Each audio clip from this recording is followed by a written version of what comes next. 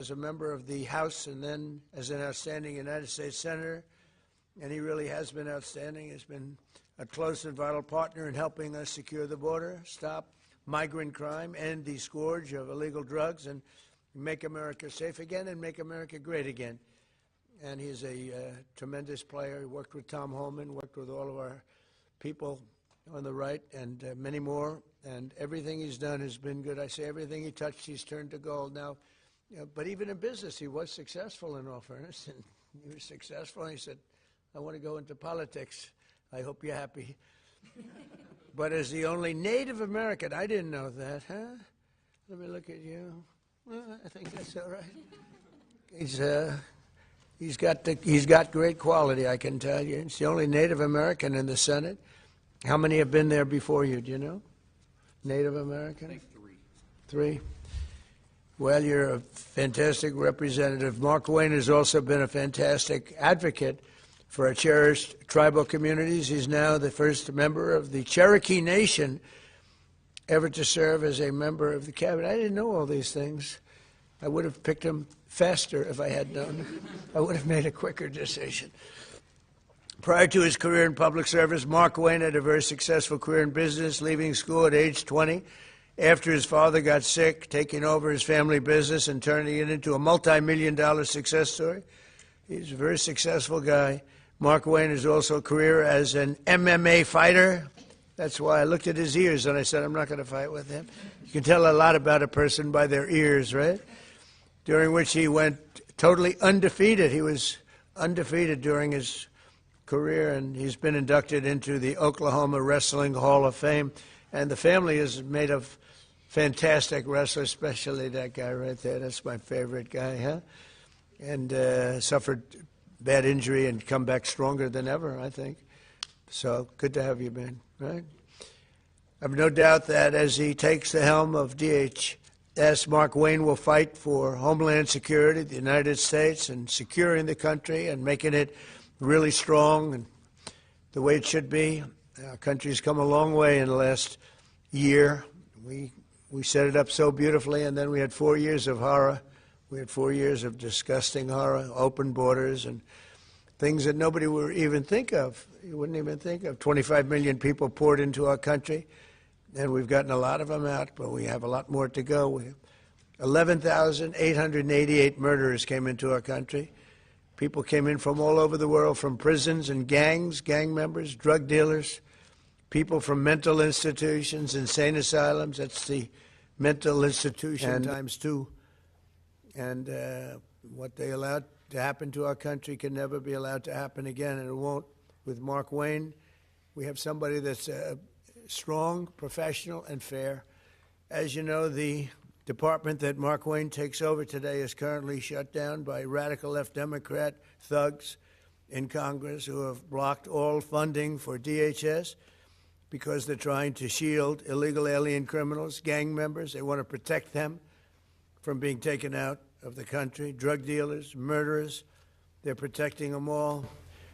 I don't know how people can vote for these people. You know, I see the midterms are close. I don't know what close means, but I don't know how people can vote for them.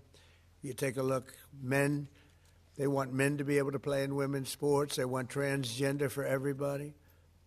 Terrible. But that's the way it is. They don't want to give voter ID. They don't want voter ID for elections. They don't want proof of citizenship for elections. And then they get to vote. They do cheat, but I don't know, it's hard to believe they can cheat that much. Just in the past few days, we've seen the horrifying consequences of Democrats' deadly open border extremism. They want open borders, and they want to open the borders again if they have their chance, because they think they're going to get votes by doing that. On Thursday, a precious 18-year-old college student named Sheridan Gorman was shot and killed while she was walking in a park. She was just walking into the park, didn't do anything. The illegal alien monster charged with Sheridan's brutal murder had come illegally from Venezuela and been released into our country by Sleepy Joe Biden, the worst president in the history of our country. And I don't say that because I think he's fine, he's okay. I don't like him, dislike him. I talk about job performance. That's all I care about, job performance. Worst president in history. And Obama wasn't far behind, by the way. But he was then arrested and released again by Democrat governor, a real slob of a governor, J.B. Pritzker, in the sanctuary city of Chicago, which we could make safe in 2 months, I would say. 2 months if we sent in the group, Tom, right? 2 months would be good. 3 months, very good. 4 or 5 months, it would be great. But they would never call because they don't want to do that. All they have to do is call and ask for a little help. The Democrats in Congress do not care how much American blood they shed in their demented pursuit of open borders, from Sheridan Gorman to Jocelyn Nungary and Laken Riley. Their quest to flood our country with illegal aliens has left countless American victims in its wake. They never change, do they? They see what's happening. They never change. That's what they want. They want to get the votes. With sanctuary and sanctuary cities going at levels that they are, and we've ended a lot. We've done a lot. But for some reason, they love it. It's a sanctuary. You know, sanctuary cities are sanctuary for, it's really a sanctuary for criminals. With Secretary Mullin at DHS, we will continue our record-setting efforts to deport these illegal alien criminals from our country, and we are doing at record levels despite a very unfair court system, a radicalized left court system, and others that I'm not too fond of also. And we'll protect innocent American lives. Every single illegal migrant who is a criminal record must be deported immediately. If they have a criminal record, you got to deport them. And there's a lot that came in under Biden. And Kamala, the great border czar, Kamala, who never went to the border, never called Border Patrol, never once called Border Patrol. Can you imagine that, Jim? She's the border czar. She never called Border Patrol. Explain that to me. He's the worst. She was as bad as he was. Going to give him IQ tests next week. Under the Trump administration, we've achieved unprecedented gains on public safety. Yesterday, we were in Memphis, Tennessee, to celebrate the steepest reduction in crime ever recorded. We've been there for about 5 months, and the numbers, nobody's ever seen anything like it. And thanks to our Memphis Safe Task, it's called Safe Task Force, alongside our efforts in Washington, D.C. And what we've done in Washington is amazing. We have Washington as a safe city now. It's been amazing. It's been, if you go back a year and a half, 2 years ago, Washington was one of the most unsafe cities anywhere in the world, let alone this country. And now we have a very safe city. And what they've done with all of the people working, many of the people standing right there, has been incredible. And now we're going to see all of our cities take a big step because of Markwayne. In 1 year, my administration, we've created the most secure border in the United States history and the largest drop in illegal immigration ever recorded, slashed the illegal fentanyl crossings on our border by 64%, and accomplished the largest decline in the murder rate in the history of our country, bringing it down to 1,900. That's before my father was born. My father was born a little bit after that. He wouldn't be happy mentioning this because he never liked talking about age. But he lived to be a ripe old age, but that's before my father was born. Think of it, 1,900. We have a record, 1,900.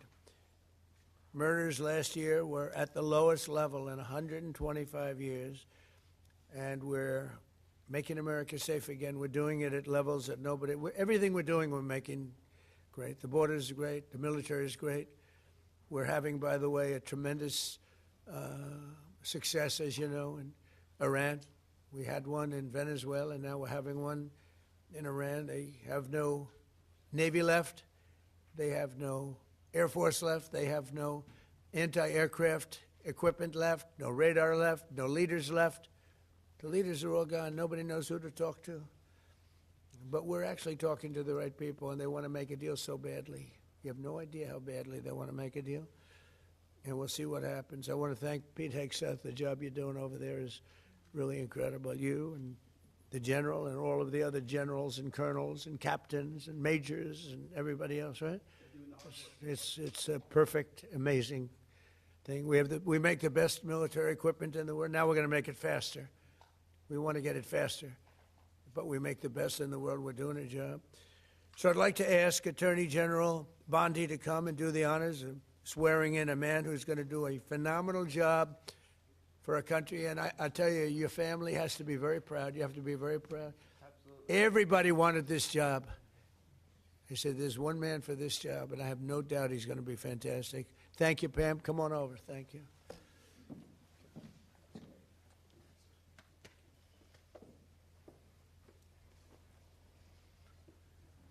Please raise your right hand and repeat after me.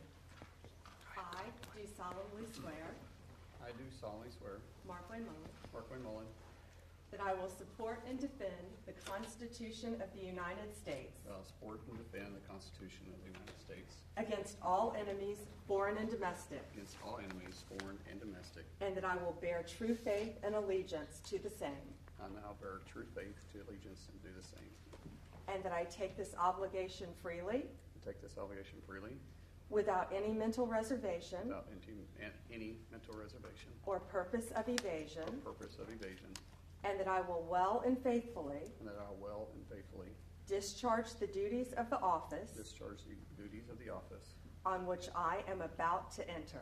which I am about to enter. So help me God. So help me God. Congratulations, Secretary. Hey.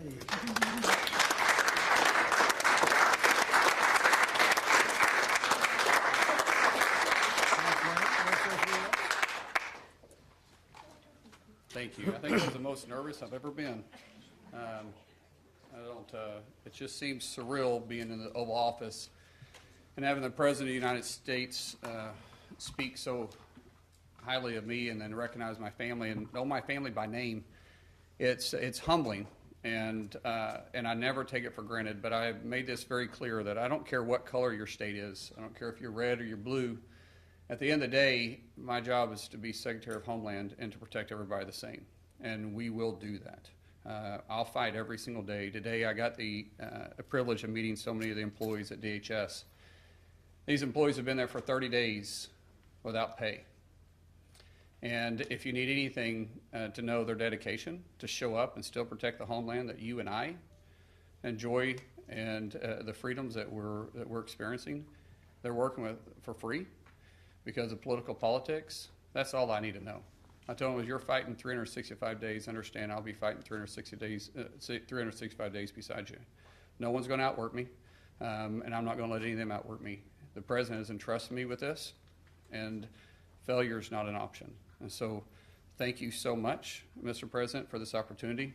I won't let you down. Thank you very much. I love that expression, no one's going to outwork me. That's a wrestler's expression, isn't it? Huh? That's a good wrestler's expression. Yes, please. Mr. President, will the Secretary's replacement in the Senate support the SAVE Act and the use of the talking filibuster to get it through? Well, it's not the SAVE Act. It's not called this. It's called the Save America Act. There's a big difference because the SAVE Act, nobody knows what that means. Save America means Save America. And I can't speak for him, but I would imagine that Markwayne, I didn't even ask him the question because who wouldn't support it? Voter ID with a picture. You want citizenship, proof of citizenship. Ideally, you want to end mail-in ballots because there's tremendous corruption. Then we added a couple of things, Markwayne, like I don't think being a great athlete and having a family of great athletes, they have produced great athletes in this family, all-American wrestlers. They especially like wrestling, by the way. And what about baseball? Do you play baseball? Anything? They like wrestling. But I don't think that you would say that his family, and I don't know this for a fact, and I shouldn't say it because I could get myself.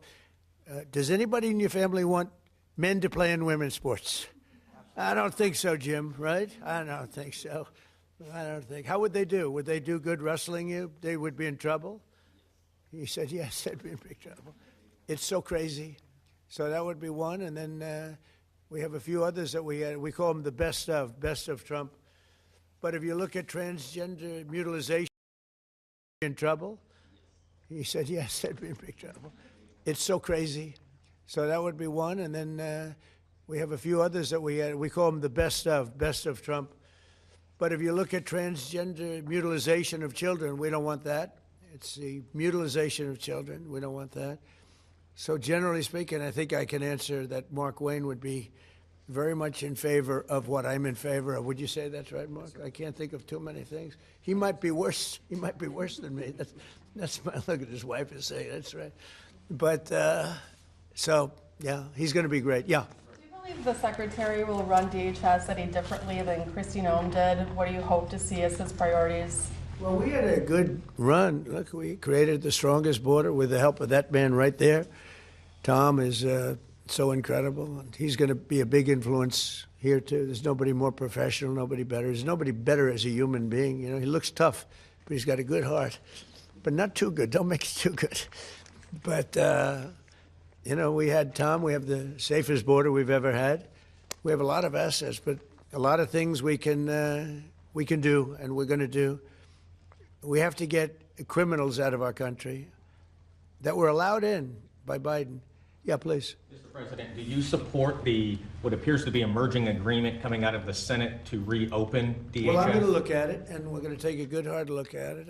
I want to support Republicans, and you know, sometimes it's awfully hard to get votes when you have Democrats that don't want to have voter ID. They don't want to have proof of citizenship. They don't want to do anything about men playing in women's sports. That's one of the items we put on, you know. And I did that just because it's so popular. You know, they say that's at least an 80-20 issue. No, it's about a 99-1. I don't think it's, what do you think, Pete? Do you think it's 80-20? Who's closer, 80-20 or 99-1? Almost 100. Yeah, I think 100 is really the, so, you know, so I support that, and I support common sense.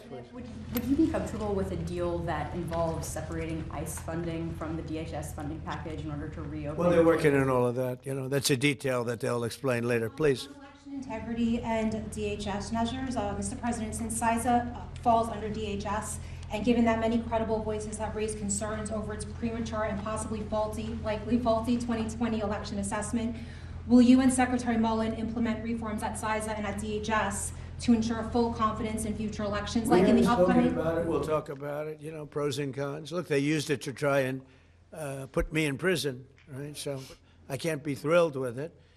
They used that very strongly, very illegally. The Democrats are thugs, and I don't want to say that. It would be nice to everyone get along, but it's a different country than it was years ago.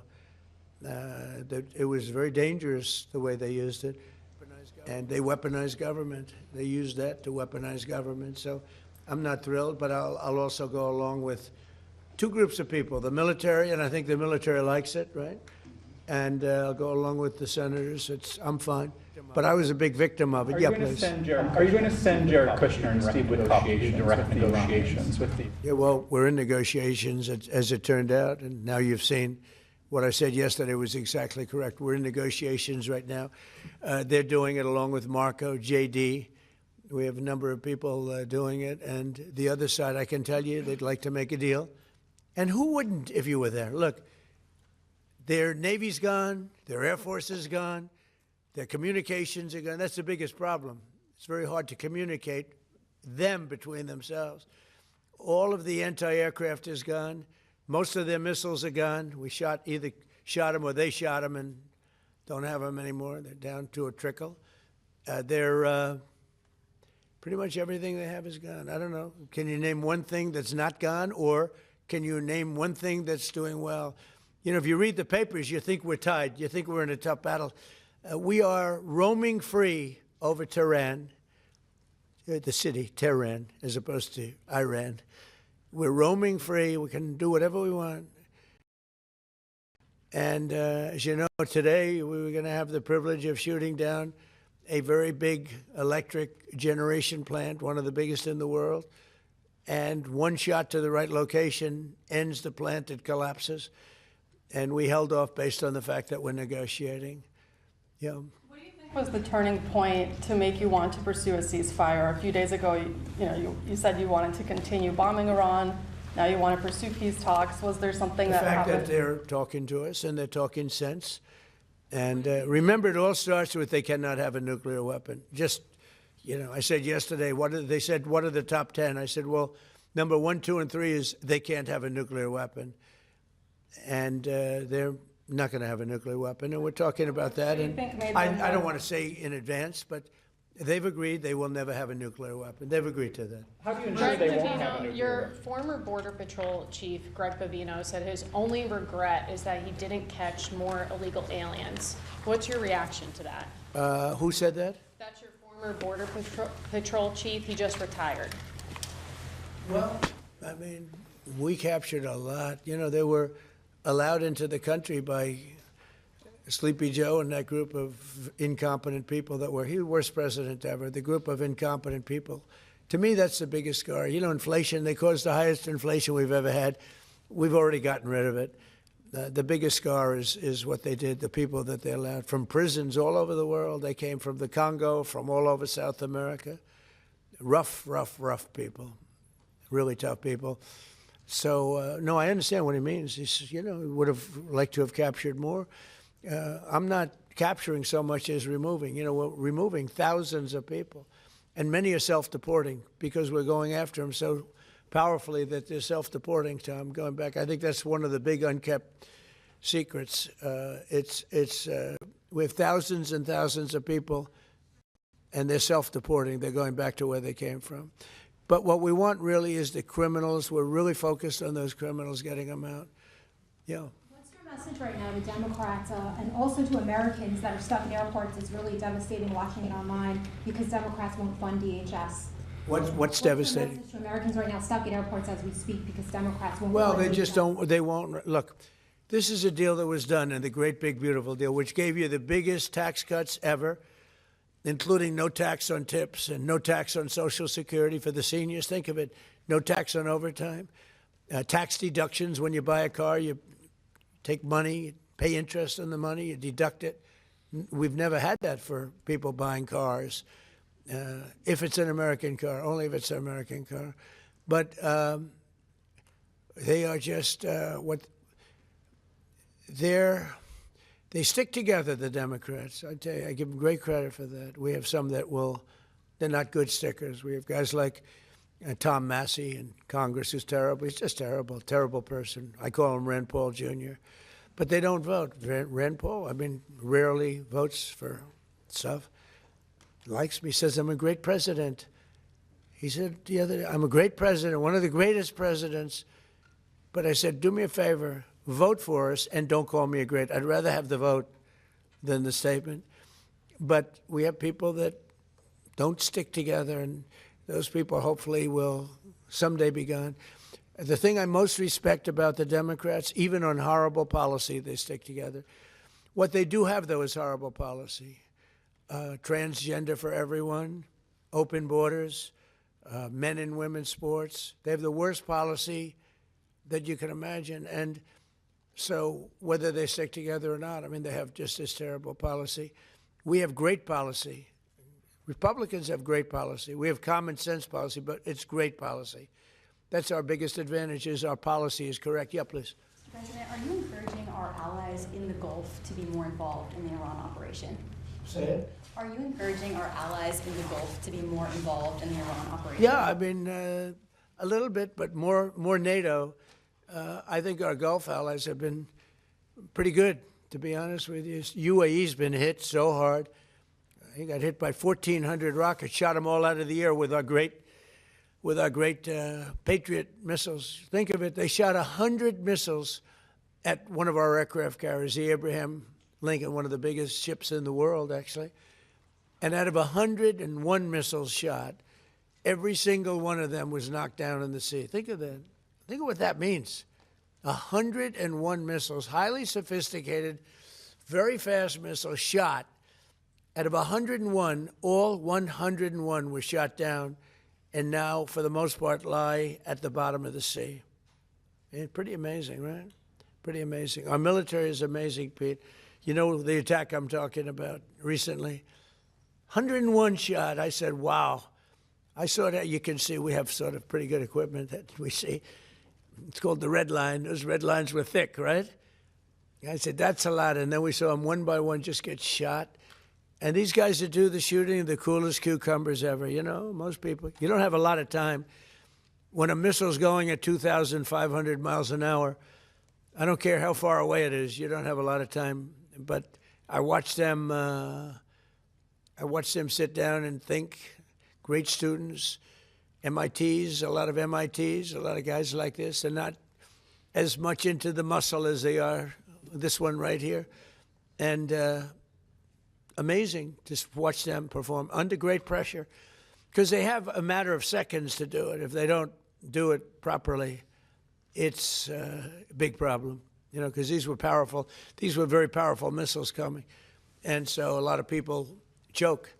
They don't choke. These guys don't choke. They're the best in the world. We have the best in the world, yeah. Mr. President, what would be your message today to the TSA agents who have been staying home in recent days amid this impasse? Well, some of them are needing money, you know, because the Democrats cut off their money. I blame the Democrats more than anything else. But some of them, you know, they didn't get paid because they're not funded by the Democrats. This is a Democrat problem.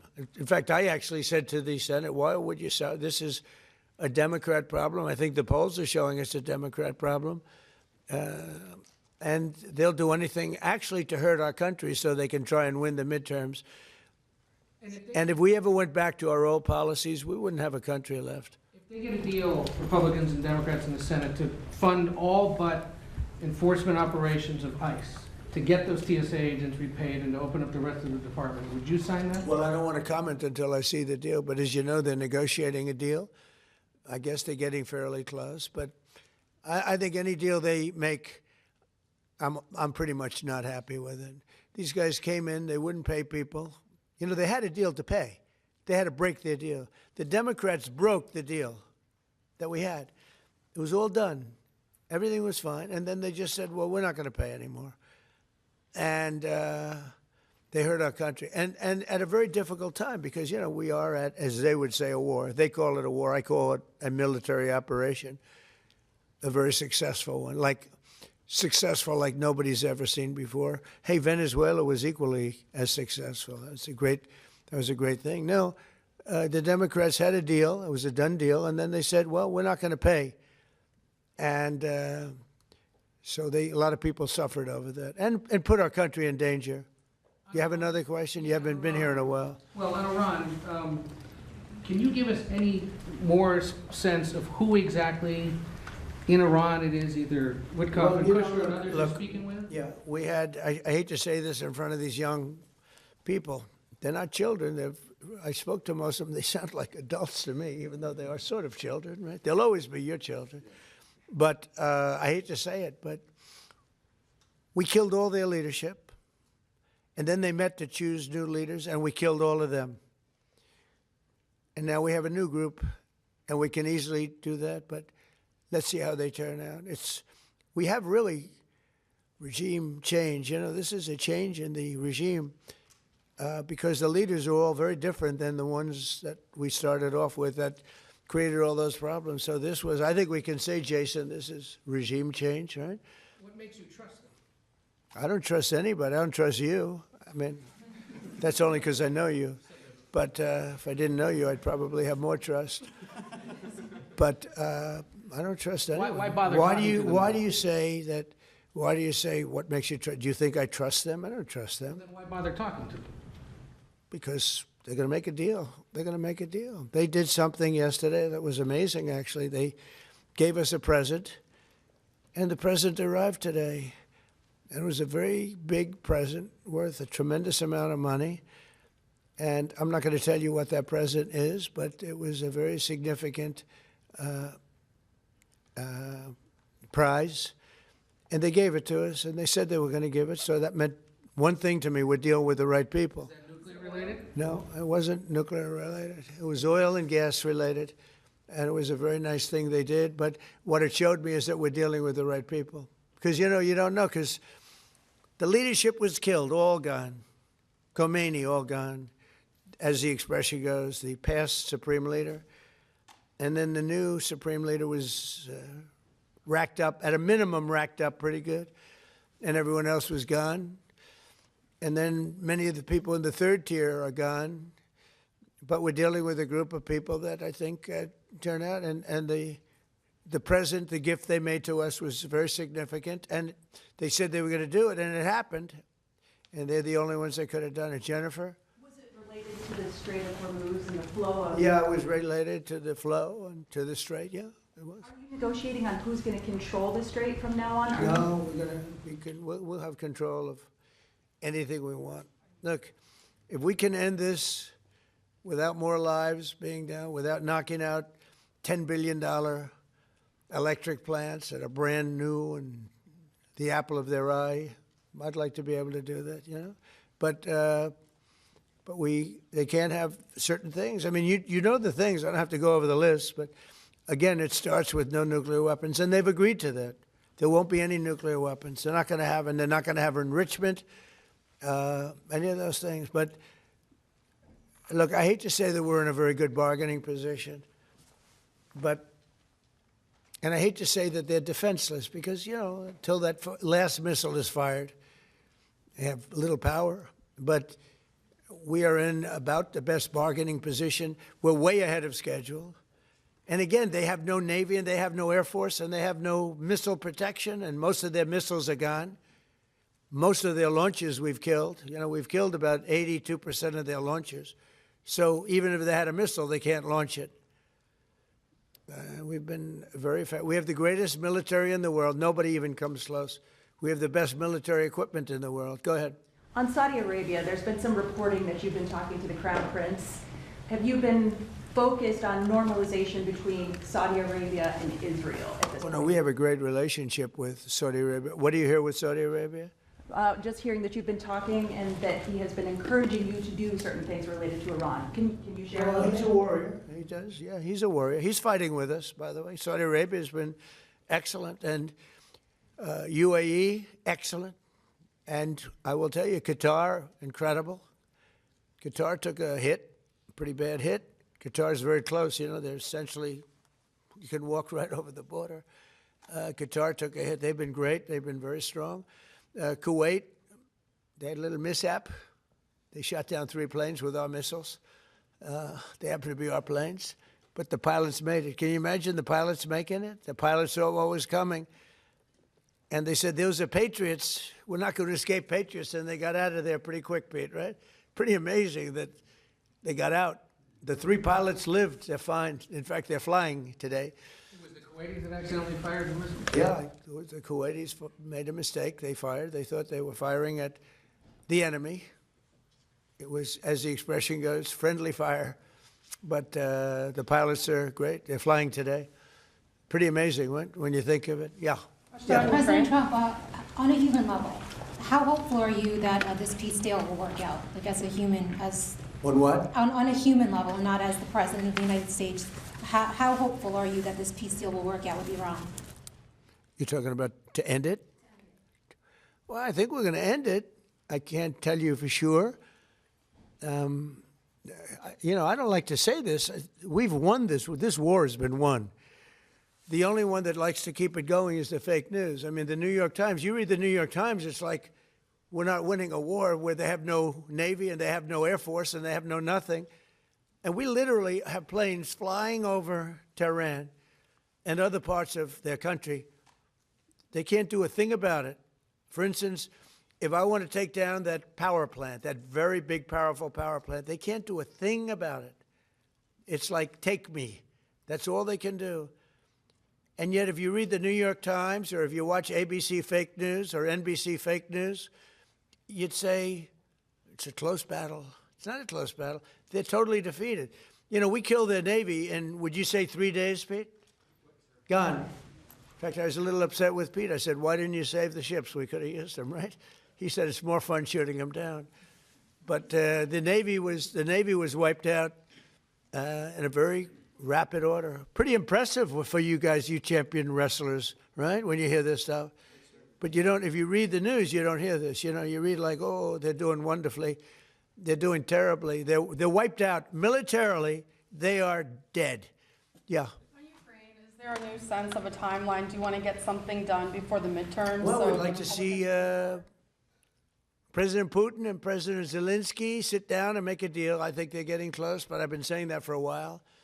I've settled 8 wars. All of them should have been more difficult than this one. This should have been the easiest one. But these are 2 people that truly hate each other.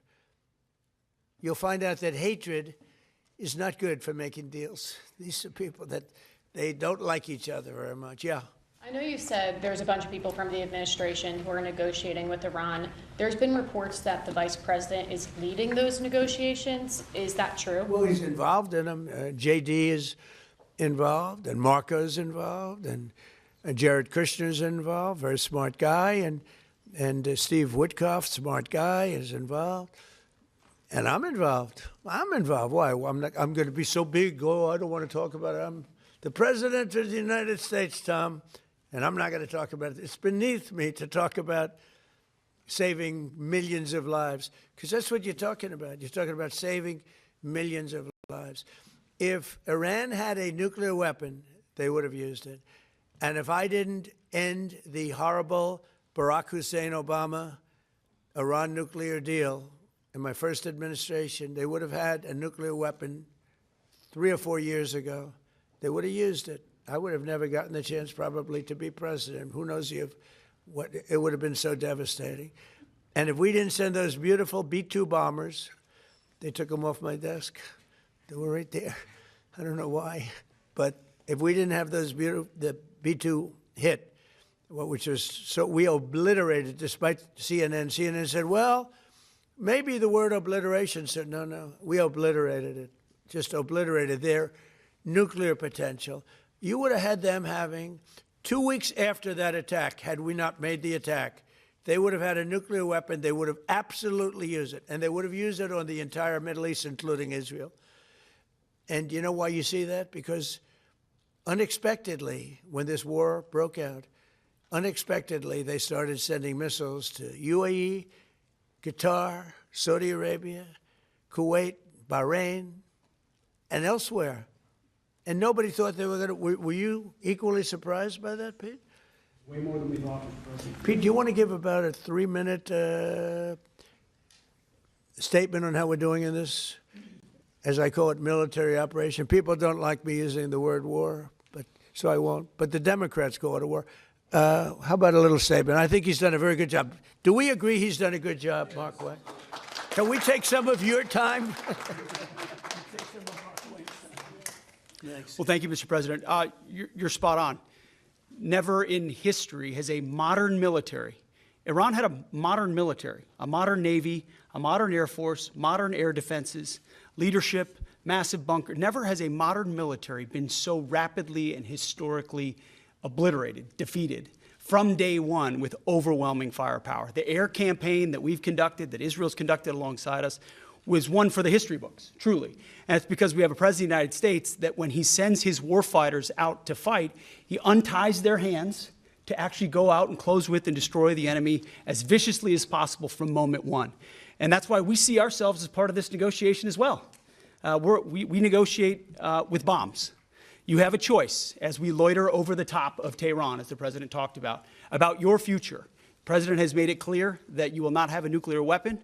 The War Department agrees. Our job is to ensure that. And so we're keeping our hand on that throttle as long as hard as is necessary to ensure the interests of the United States of America are achieved on that battlefield. This is not Iraq and Afghanistan. This is not a president who's interested in vague end states. He's been very clear with us about what we need to accomplish, creating the conditions for them never to have a nuclear capability, and that's exactly what we're doing in historic fashion. Thank you, Mr. President. Thank you. Appreciate it. Thank you. Great job. Mr. President, on You know, the only two people that were quite disappointed, I don't want to say this, but I have to. I said, Pete and General Raisin Kane, I think this thing's going to be settled very soon. Here they go. Oh, that's too bad. Pete didn't want it to be settled. It's these guys are doing a great job. That's a good attitude, though, Tom, right? They were not interested in settlement. They were interested in just winning this thing. Yeah, please. Mr. President, can you, just taking things locally, hopefully not doing international affairs for a second, do you support the construction of the 2nd Avenue subway in New York City, and will your administration work that's really a far out cry. You know, the 2nd Avenue subway has been under construction for, you're a young guy, is longer than you are old, okay? That's been under construction. I haven't heard about the 2nd Avenue subway in 20 years. What the hell kind of a question is that? I guess they got to get it finished. They spent trillions of dollars practically. No, they spent more money on that than on anything, I think, in the history of our city, in New York City, and it's been under construction for a long time. It's very sad, actually. The only thing maybe worse was Gavin Newsom, the governor of California, his train, I call it his train wreck, because it's a wreck. That's been years. It's literally 30 times over budget. Nobody's ever seen anything like it. And it doesn't go to San Francisco and Los Angeles like it was supposed to. They decided to cut it way short because there was no way they could finish it. But it's one of the worst. I've never seen anything like it. Other than the worst, the Federal Reserve building for almost $4 billion, little building that's going to cost a renovation for $4 billion, headed by our highly incompetent head of the Federal Reserve. Yeah, please. Mr. President, would you be open, are you hoping to see the Senate pursue Reconciliation 2.0 to fund ICE and pass the Save America Well, Act? we'll see about reconciliation. We're certainly talking about reconciliation, I think, Markwayne, right? Do you want to talk about that for a second? Now that he's working, we can get him to do this. Thank you. Lindsey Graham, the chairman where the reconciliation will funnel through, he is committed to making sure we get reconciliation through. If that is in some form with funding ICE, possibly backfilling from the One Big Beautiful Bill, but also more importantly, the Save America Act. There's a framework that we can do through reconciliation, paying for it, put some of the policies that cost money in, because there's nothing more important than the Save America Act. I mean, that's what the American people want. There's 80% of the population say they want only Americans voting, citizens that are registered to vote, citizens that have done it the right way. And I believe that everybody wants an election integrity. So fortunately, Lindsey Graham has said through reconciliation, he's willing to put the framework out for that. And I think that was said so beautifully, so concisely, so well, your father, that we should let him have the last word, and that was it. That was the last word. Did he do a good job? Are you impressed with your father? Never been more impressive than anybody in my life. How about me? Don't answer. Don't answer. Don't answer. No, you like your father better, okay? Come here. Look at this guy. Come here. This guy, don't wrestle him. We'll steal over here. All right. I want to thank the family, because without the family, he's not here. You know, he's a different person. And that goes especially for Mom, who looks like she's about 22 years old. I don't know. I see these kids, but she looks very young. But it's a great couple. Congratulations to you both. Thank you. Thank you, Markwayne. Thank you. Thank you very much, everybody. Thank you. Thanks. Come on in.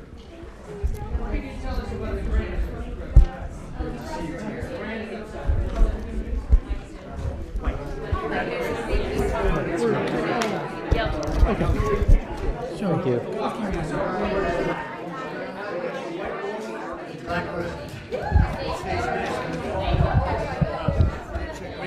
Thank you, Chris.